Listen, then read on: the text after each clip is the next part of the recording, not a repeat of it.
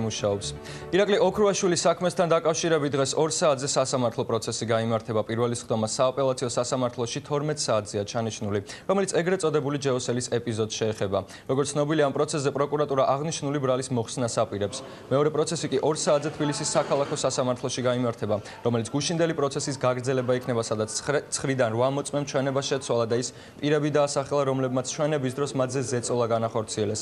რის შემდეგაც პროკურატურამ აღკვეთი ღონისძიების შეცვლასთან დაკავშირებით შუამდგომლობა დააყენა.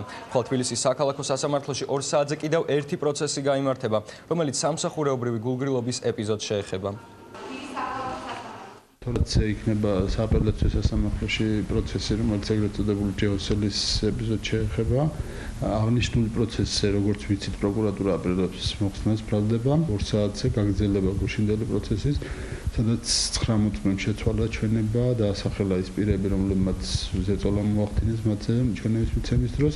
ამის შემდეგ პროკურატურამ დააყენა შუამდგომლობა ახორციელოს ღონისძიების შეცვლასთან დაკავშირებით და სასამართლო თავის გადაწყვეტილებას გაგვაცნობს 2 საათზე.